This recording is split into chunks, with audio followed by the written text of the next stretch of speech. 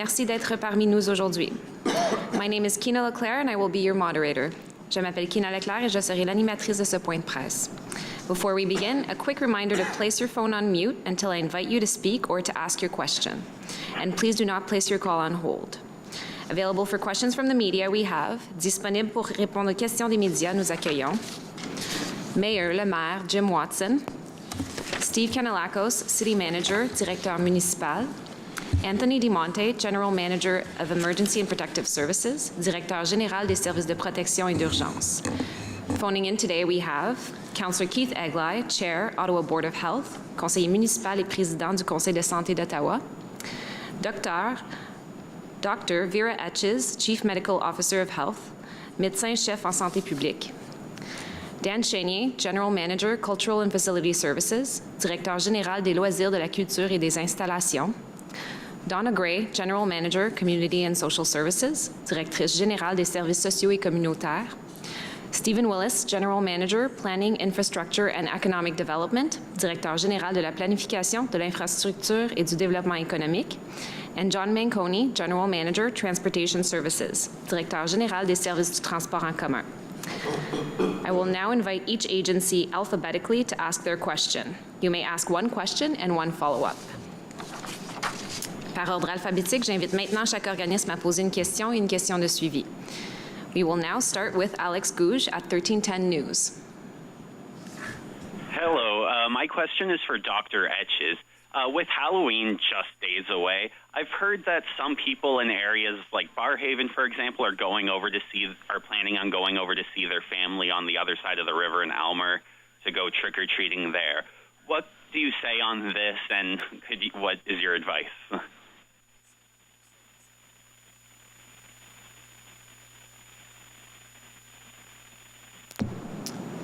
Dr. Etches, are you on mute?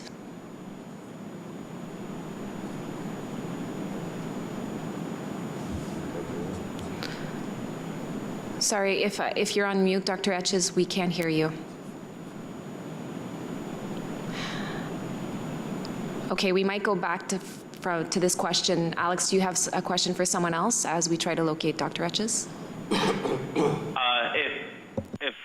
If Keith Egli can comment on that, that would be fantastic too. Yeah, Alex, I'd be happy to. I'm not sure where Dr. Etches is. I'm sure she'll be along soon, and I'm not going to put words in her mouth, but I suspect the advice that she would give was don't do it. There's a reason that the Premier and the provincial health authorities and Dr. Etches have said that door-to-door trick-or-treating is not something that should happen this year, and simply moving it to a different locale and then coming back. I'm not going to put words in her mouth, but I suspect her recommendation would be, that's not the way to do it. Find another way to celebrate Halloween, carve pumpkins, watch a spooky movie, do a candy hunt inside your house or in your backyard, those sorts of things. But don't change the location of trick or treating. That doesn't fall with the recommendations either from her or the provincial authorities. And just for my follow-up, for anyone who wants to answer this, unless we can get Dr. Etches to comment, so given the new extension of the bylaw, I've still noticed there's a significant amount of people within apartment buildings still not wearing masks within common areas. What is there to deter that? I'll try taking that, and again, Dr. Etches could give you more of a medical opinion on that, but I think fundamentally we all have a responsibility to follow public health messages, and collectively we can diminish the curve. Enforcement is a tool. It's not something that is the prime mission of changing this curve. So we'll intervene whenever there's complaints. tents. We're obviously not going proactively into every apartment building. And the advantage today of the bylaw being renewed, it gives us another tool in our toolkit other than the provincial rules, which are more harsh, to be able to intervene if required. So I think it's twofold. One, it's each and every one of us have to follow the public health advice. I think that's the most important premise to your question. And the second element is when we are made aware, we do have the tool, and now with the mandatory mask bylaw renewed, it gives us that extra capacity to intervene. Thank you so much. Thank you very much. So we will move on with CBC Ottawa. Do we have Kate Porter or Joanne Chianello on the line? Yes, it's Kate. Hi. My question is for Mr. DeMonte first as well. It relates to restaurants that are trying to deal with these ever-changing rules about what they're allowed to do or not allowed to do, and wondering why give fines for, say, patios and tents, et cetera, and not just warnings? And I don't know if you have any numbers, recent numbers to go along with that. Yeah, so we have been, we had quite a long period where we were working with owners, and we continue to do that. Our first intervention, although we are being a little more strict now, and we do go in and try to work with owners to explain, because you've mentioned it, the rules are changing, and we want to ensure, and we're hoping that owners of businesses are able to adapt. So the first thing when we go in is to try to work with them so they can adjust. And I can tell you, even those that have been fined, there have been discussions before fines. But at the end of the day, when people aren't following those rules, it does put the community and puts us all at risk for COVID to continue to spread in our community. So we do intervene and use the tools that are given to us. But first and foremost, we have been going in to try to work to get the owners to understand.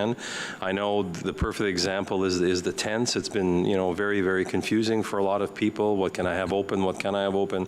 The regulations are quite clear, and so when we first go in, we explain the regulations to the owners and allow them to adapt. And those who don't, unfortunately, sometimes we have to intervene and give fines.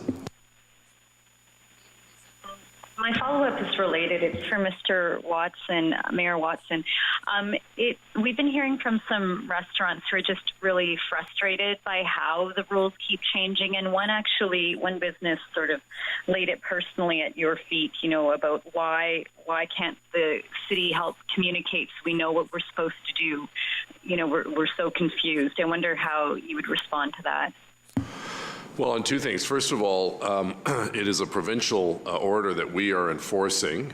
Secondly, we have tried, as Mr. DeMonte indicated, on numerous occasions with a number of the restaurateurs, and I think I know who you're talking about, to inform them that they are in breach of the provincial order, and they're given an opportunity to fix and correct that situation.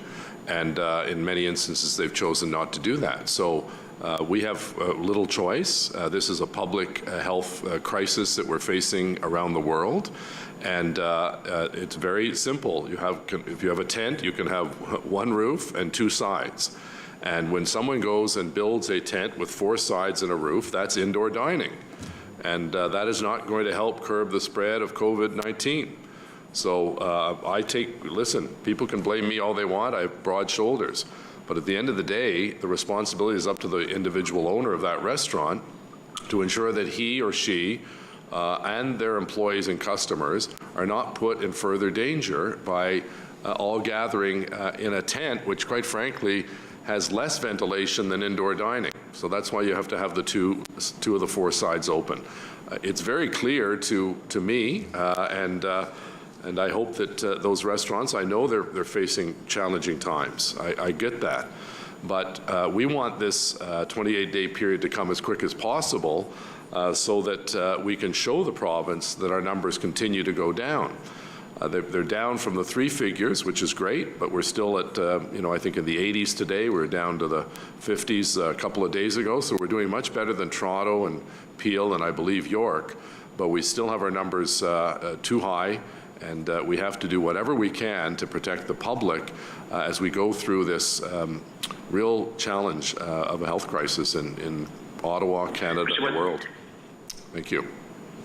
Est-ce qu'on peut simplement un résumé en français, s'il vous plaît, M. Watson?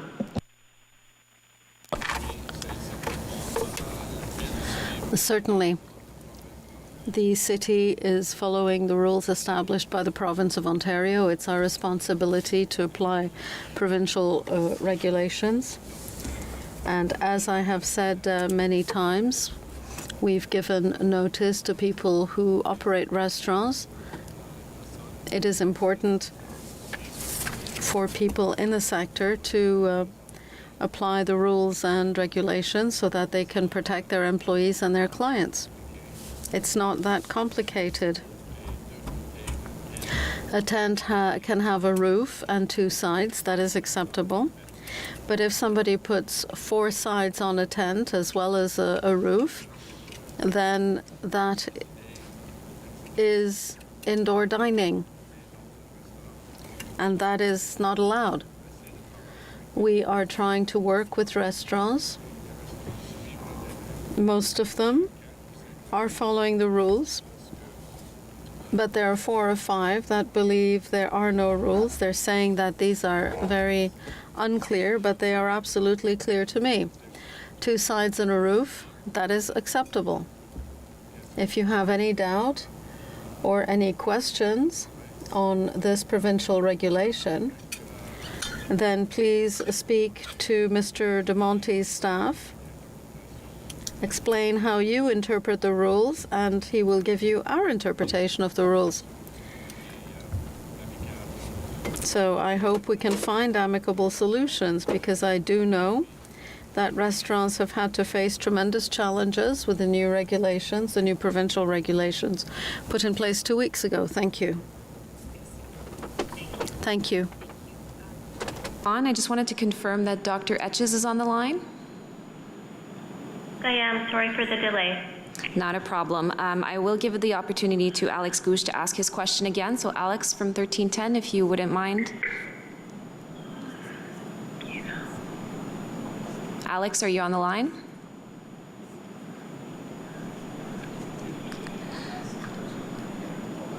Okay. We'll move on to Katie Griffin at CTV Ottawa. Hi there. Just on the topic of gyms and some that are saying here in this city that they're going to remain open and have remained open despite the rules requiring them to close, saying, you know, mental and physical health is a lot more important than any fines they could potentially face. So just getting your reaction on that. And also just if there's anything else other than, you know, if some gyms can afford all these fines piling up. I believe Councillor Eglai told our colleagues at CTV Morning Live just that bylaw would be back if this continues to happen. But are there any other things that can be put in place for gyms or other businesses that are flouting the rules? So we do have other tools. Let me be very clear. The vast majority of people, as the mayor talked about restaurants, is the same with the gym industry. There are rules that they can be open, but certain activities can't be had. The vast majority are following that. There are a few exceptions to that. And yes, we've intervened. I mean, we've gone into gyms where there's 40 people and they're using equipment, et cetera. Again, I just want to bring us back to the premise of why we're all here. We are in a world pandemic. It is clear from our public health officials these are activities that don't help and put everyone at risk. So we will enforce those rules and ensure that they're respected. For those few that say they will continue to, lack of a better term, disobey the public health advice and the legislation and the rules that are in place, we will intervene again, and we can go the next steps. I mean, we've issued warnings under the provincial order that are fixed fines, but we can go to what's called Part 3s that then goes to the justice of the peace, and fines can be much more exorbitant, and we don't want to do that. We would just implore people to please follow the rules, continue to follow the advice of public health, and as we go, you know, as things improve, maybe we'll be able to go back to some semblance of operation. But there will be no letting off those who aren't following the rules. Thank you. And on the popular topic of Halloween, I know before it was previously stated that bylaw isn't necessarily going to be going around and ticketing families who are going trick-or-treating if they choose to do so. But with even in red zone, people being able to go in Gatineau, in the Valley, when it comes to bylaw, just how closely is bylaw going to be monitoring this, either from a proactive situation or is for something about a house party or something like that, is it going to be more complaint-driven? Yeah, it continues to be complaint-driven. Let's be clear, and I'll let Dr. Etches, if she wants to, again, reissue her medical advice, which is extremely important. There is no regulatory framework for us to intervene if you go trick-or-treating. We're not going to give anybody tickets because there's no tickets to give, but it's not about that. Again, it's about us working together as a community and each and every one of us doing our part, and Dr. Etches can re-explain to us again why that's important. With regards to people going or having parties, huge parties, that is complaint-based. We've had a few. We had an Airbnb party where there were 40 people where we intervened. So in those circumstances, we will intervene. But again, that's complaint-based. We're not going to be out monitoring that or going door to door verifying if you're having a party or not. We would hope that everybody would abide by the rules and listen to Dr. Etches and her advice. If I could just add one comment at following up, Katie, on your point and Alex's question, of those people who think, going over to Aylmer or Gatineau is a good idea. Folks, Aylmer and Gatineau are under the red zone as well. They're a hot zone in Quebec. We're a hot zone in Ontario. So simply going over there and thinking that's going to be safer, you're wrong, because they are in category red, as we are. So I know it's tough news for kids to hear. They look forward to getting dressed up. They look forward to going trick-or-treating. But is it really worth putting a child at risk for $10 or $12 in candy? I don't think so. I think this is a year where we have to make some sacrifices, and one of the sacrifices is maybe this is not the year to go to another province, another city, just to get a couple bucks worth of candy when you can have a candy, hide and seek kind of a thing like you do with the Easter Bunny and pumpkin carving, as Keith pointed out, and watching scary movies on television. So, we don't do this because it's the popular thing to do, to be the bearer of this bad news. We do it because we are very concerned about the number of people who have died in this country and have died in this city and are on ventilators in Ottawa hospitals. Thank you. And if Vera Etches, just to speak to what was raised, why are we recommending not trick-or-treating right now and celebrating other things? It's because anytime we come within 2 meters distance of other people and we're not wearing masks, there's a chance for COVID to be transmitted. Children especially can have asymptomatic infections, and it's hard if children are out to avoid that kind of encounters. And it isn't in line. It's not consistent with the advice to limit gatherings to our household members and to stick to more essential activities.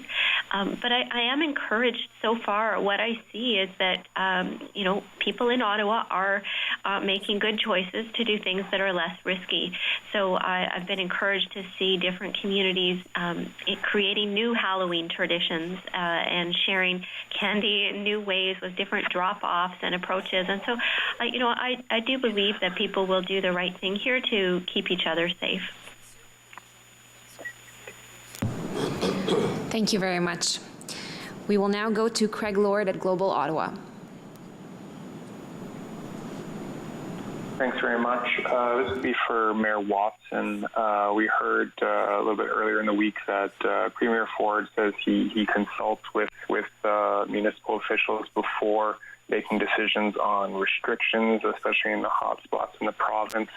Just wondering, Mayor Watson, have you been in touch with the Premier or his office as the 28 days approaches the end about what is next for Ottawa, and have you been able to give input towards that yet? Yeah, thanks. Excuse me. Thanks, Greg, for the question. I'm in touch with the Premier on a regular basis. I spoke with him yesterday, and I will speak with him probably a couple of times before the 28-day period is up. We share information back and forth. We'll give him our advice from our medical officer of health with respect to where we go after day 28. And I look forward to that conversation with him and the advice coming from Dr. Etches sometime later this week. And just as a quick follow-up, and I'd love to hear from Dr. Etches on this as well, is in terms of how do you give advice after a 28-day period like this? We've seen, the closures of businesses like restaurants and gyms. In our case, they're going down, but similar closures in places like Toronto and Peel maybe haven't had the same effect. So how do you provide, the impact of these restrictions and what they've meant to cases in Ottawa when similar restrictions have had different impacts elsewhere in the province? How does that influence how you give advice for what comes next?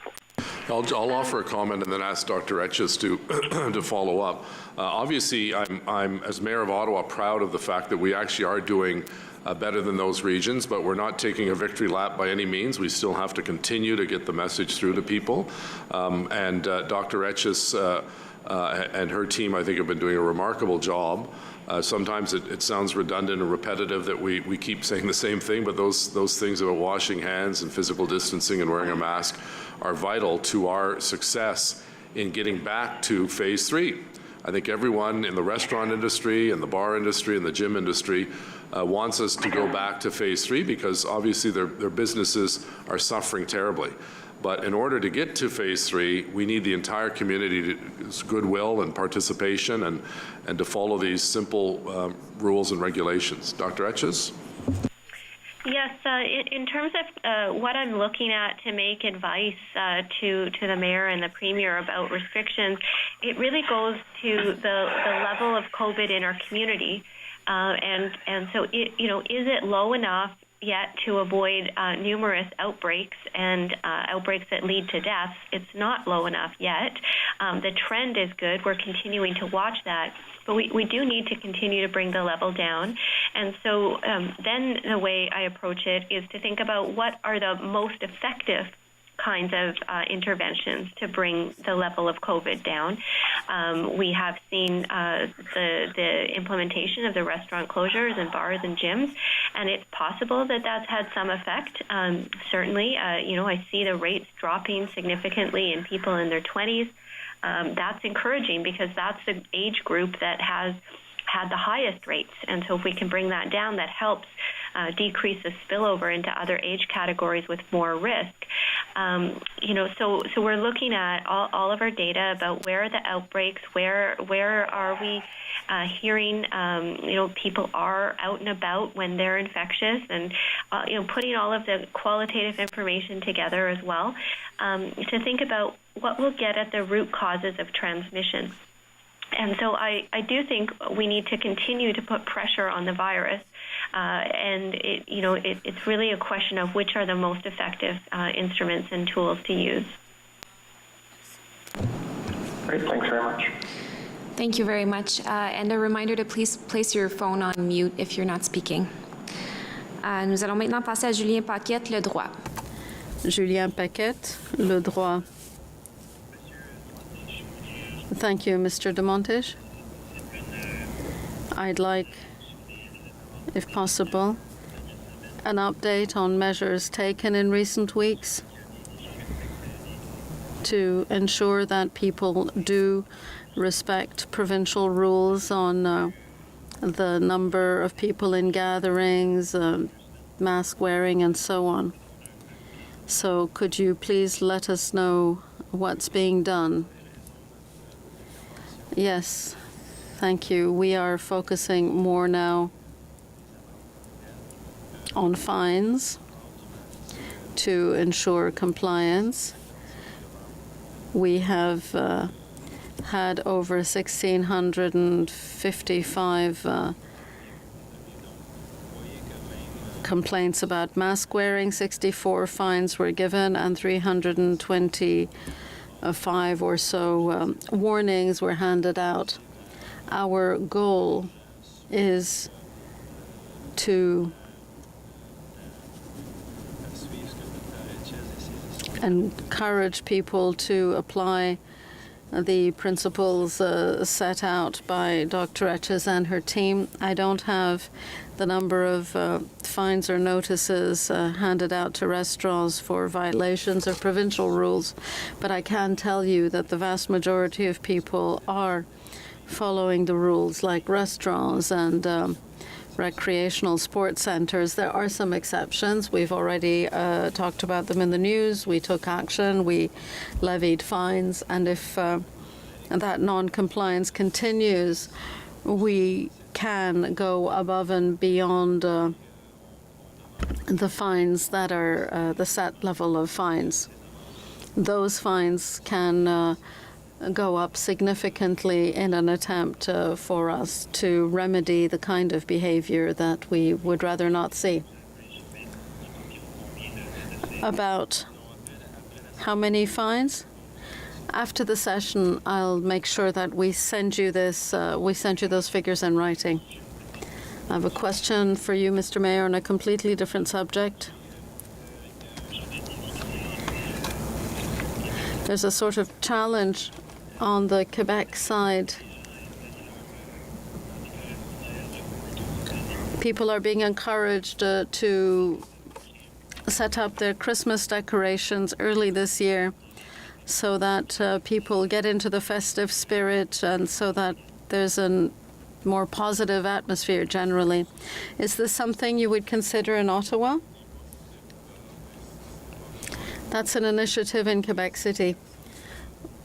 Well, that would be positive, but it's not really a municipal decision. If people want to put up Christmas decorations earlier before Christmas, that's up to them. I think it's a good idea.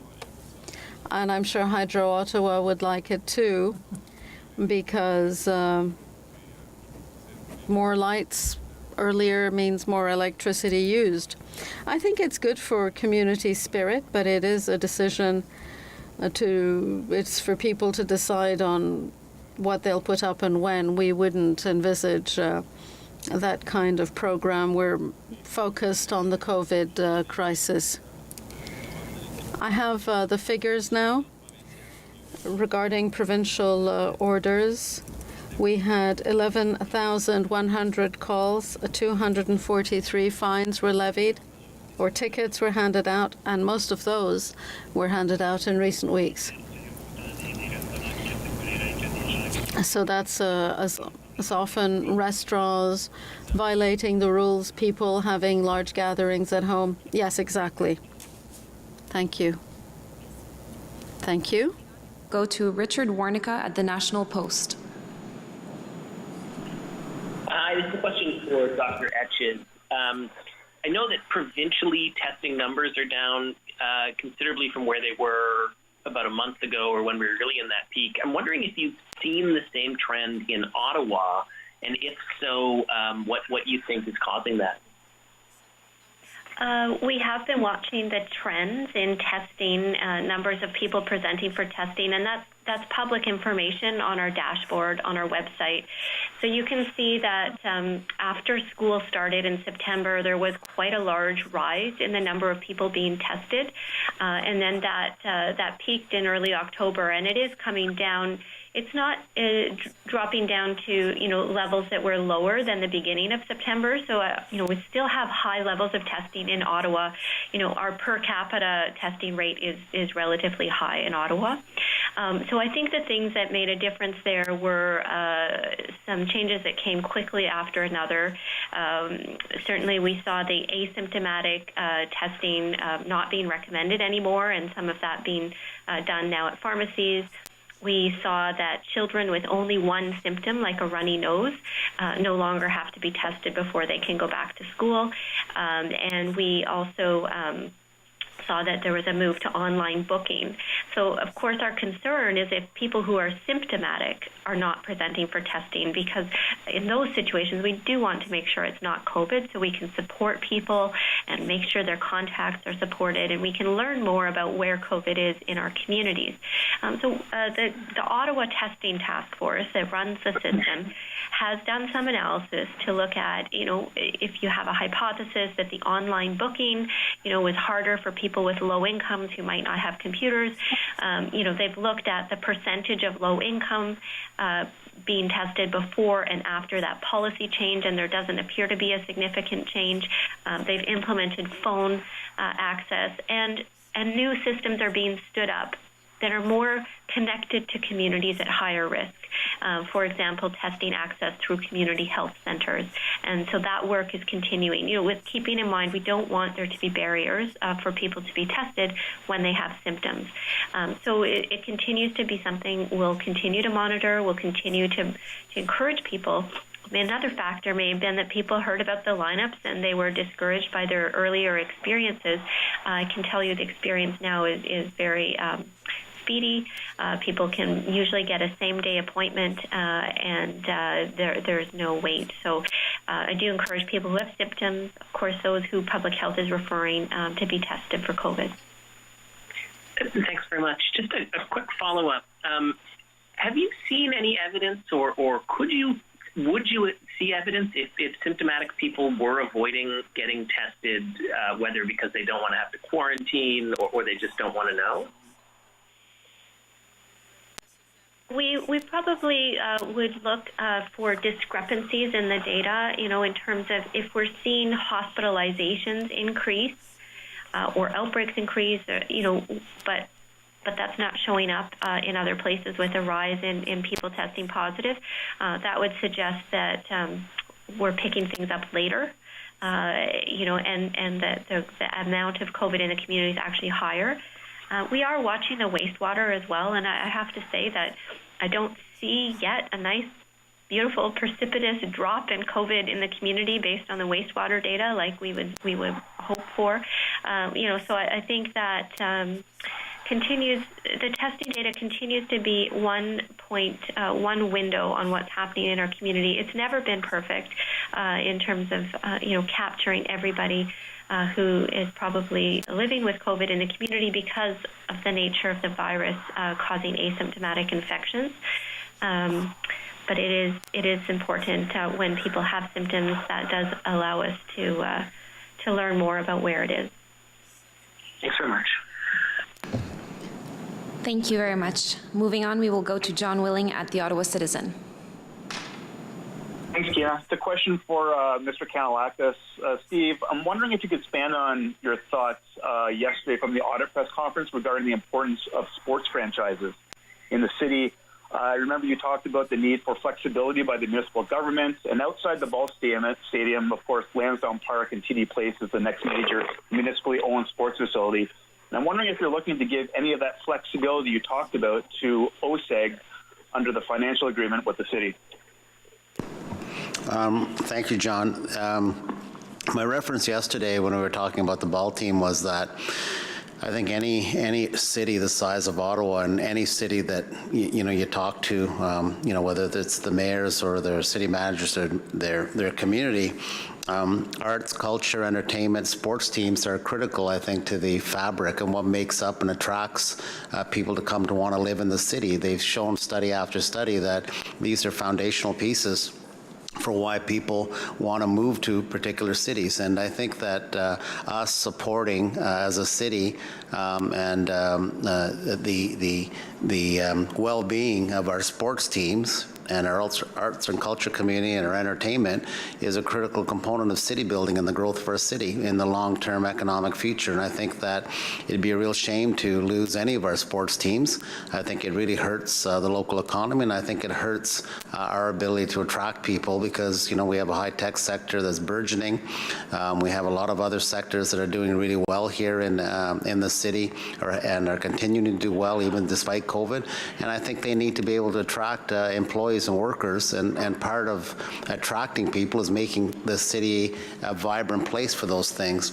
OSEG is coming to for its annual partnership update report in November to the FEDCO meeting, and that will be part of the discussion, I think, with committee and ultimately with council in terms of what their situation is right now. There'll be an update provided by the OSEC partnership and staff about what their current situation is due to the COVID. Okay, thank you. I guess question to Mayor Watson, separate issue. It has to do with the extending, rail transit from Gatineau to Ottawa. And I'm wondering what your current thinking is on the manner with which trains should be brought into Ottawa via Sparks Tunnel or on the surface of Wellington, and what your thought is about the latest push in the community to create that whole Ottawa transit loop. Yeah, thanks, John. A couple of things on that. The issue of whether it's going to be on Wellington or under Sparks is coming to committee, I believe, in the next couple of weeks, and I look forward to the presentation. With respect to the proposal that's come forward, I saw, you wrote about it. Was it yesterday or today? I've lost track of all day. I guess it was in today's newspaper. With respect to the so-called loop, I think it's a very interesting idea, but I have to be very clear and consistent that my next priority for transit of any kind in our city is Phase 3, which goes to Stittsville and Canada and Barrhaven.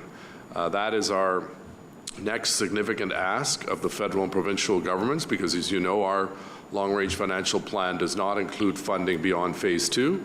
That's why we just released the EA for Barrhaven. We've already done the one for Canada and Stittsville, and that will continue to be my preoccupation, and my priority is to secure the funding for that project. And I've said, you want to call it Phase 4, how we better connect Gatineau, whether it's the Gatineau plan, which would come to roughly Wellington and Elgin, or another plan such as the loop that would go farther around. Those items are all on the table. We've had a good working relationship with Gatineau. I think they want to get moving on finalizing their plan, because of course they have to put in a significant request of dollars to their provincial government and the federal government. So while I think I haven't seen anything above and beyond your newspaper story, I haven't seen a report or anything like that, it looks like a very interesting idea. But again, I want to keep my eye on the ball to make sure that the fastest growing parts of our city, namely Canada, Barrhaven, and Stittsville, are given equal access to LRT as Phase 3.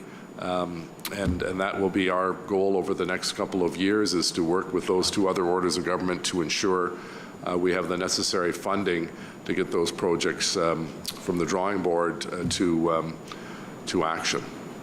Thank you. Oui, certainement. Yes, of course. The light rail that loops between Gatineau and Ottawa is very interesting, of course, but our priority for the City of Ottawa is to work with the two other levels of government to convince them to provide the financing for Phase 3. As you know, Phase 3 is extending to Barrhaven, Stittsville, and Kanata, and the three areas are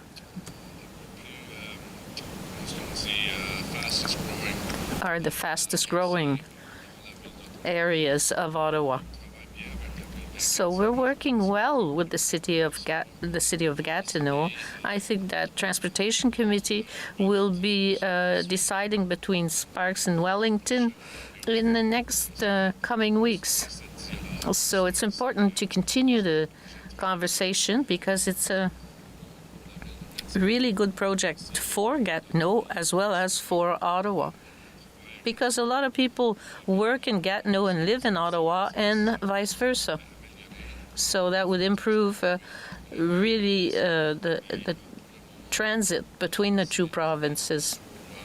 But all the costs for the Gatineau projects are the responsibility of Gatineau and the other level of governments. We're working together Ottawa and Gatineau to help the city of Gatineau in this project because I have a lot of faith in it. The loop is a good idea, but for me, the most important is to continue with our presentations at the province for the Canada, Stittsville, and Barrhaven extension.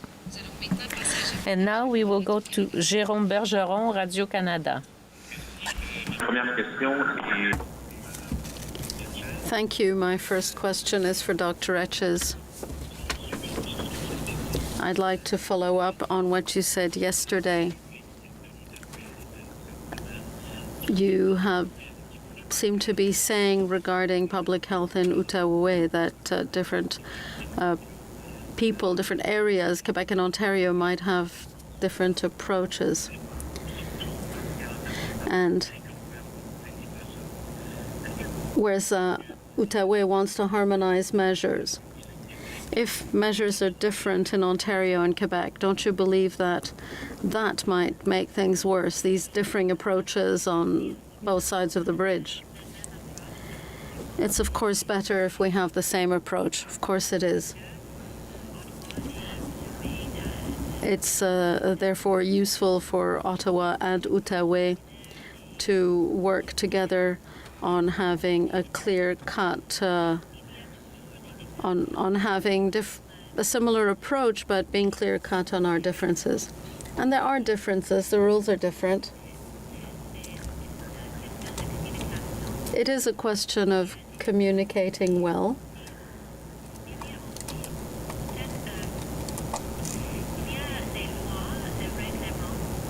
There are statutes and regulations that might be different, but our habits are not that different. We are both on both sides of the river trying to avoid close contacts with people who don't live in the same household, and that will be maintained. Excuse-moi, Jérôme, juste un instant. Just a moment, Jérôme. Quelqu'un a un téléphone qui n'est pas en sourdine, s'il vous plaît. Mettez-vous en sourdine quand vous ne parlez pas. Merci beaucoup. Jérôme, please go ahead. Dr. Etches, you and Mr. Watson in English spoke about people who are planning to go trick-or-treating in Outaouais or Aylmer. Mr. Watson, you also said that it's not a good idea to risk your child's life for that. Could you please respond in French? Dr. Etches, I think you're on mute. Dr. Etches, vous êtes en sourdine. No, I'm sorry, that question I thought was for Mayor Watson. Could you please repeat it? What's your recommendation for people from Ottawa who want to go to Outaouais or Aylmer to go trick-or-treating? Well, they're running the same risks that they would here. It's a risk of contracting COVID-19 if you are too close to other people. And it's important, particularly important, to avoid COVID transmission in both provinces. It's quite possible to celebrate Halloween differently. And I would think that most people are planning to do that. I've already seen examples in various neighborhoods of how Halloween is going to be celebrated differently. This is really not the time to leave our neighborhoods when we don't need to. Mr. Watson, could you answer as well? Yes, Jérôme, as I said, I don't think it's a good idea to go to Gatineau for trick-or-treating. It's a risk. It's a risk to get a few dollars worth of chocolate. Gatineau is a red zone and Ottawa is a red zone. So I really don't think it's a good idea for children and their families to cross the bridge to get a few dollars of candy elsewhere, which is another red zone. Thank you. Merci beaucoup. Thank you. You will now go to Sue Sharing. Much. Mayor Watson, you, like me, have lived in Ottawa a great portion of your life. I'm looking to understand or to ask you how you feel when you hear about the the racism that is being exhibited in Ottawa towards various minorities. Yeah, thanks, Sue. It's obviously very disheartening. We like to think that we're a very tolerant and open and welcoming society, which by and large we are. But there are, unfortunately, many, many pockets of racism. We've seen it with, the photographer in the Rideau Centre, who was being harassed. We've seen it with members of the Asian community being spat upon. We saw it with people on social media at the beginning of COVID-19, telling people not to go to Chinese or Vietnamese restaurants in Chinatown.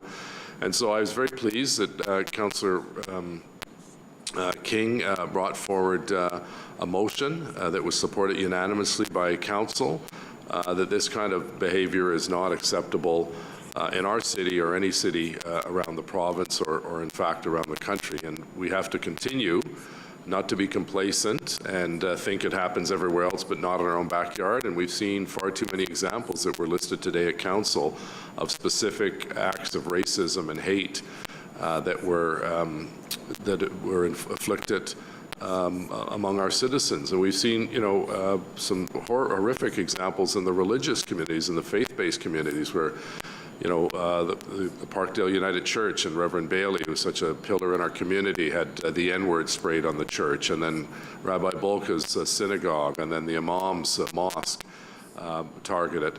All of these things, I think, are obviously hurtful to the individual, but should be hurtful for the whole community, and why we have to continue to be vigilant and speak out when we see something like that taking place.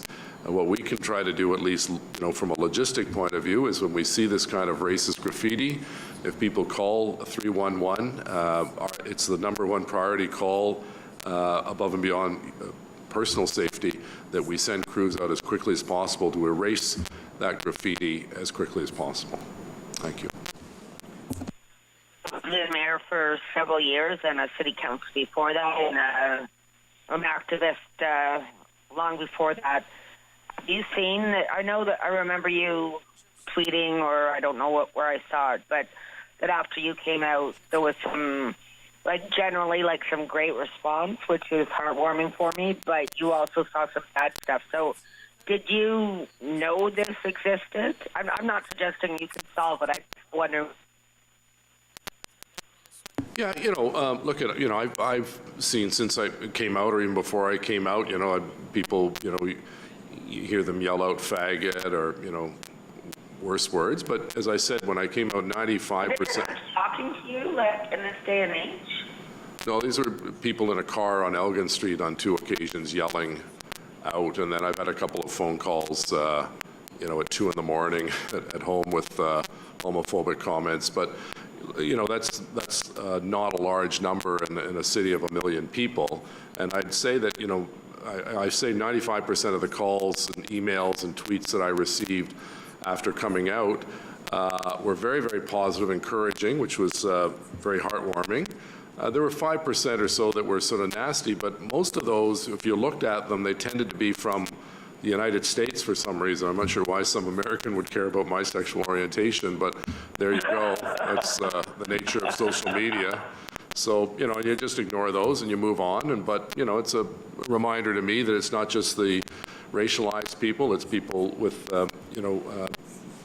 sexual orientation that is under attack, trans people, and so on. And, as I said, we're not immune from it, but I still think we're a very caring and welcoming and tolerant and kind society.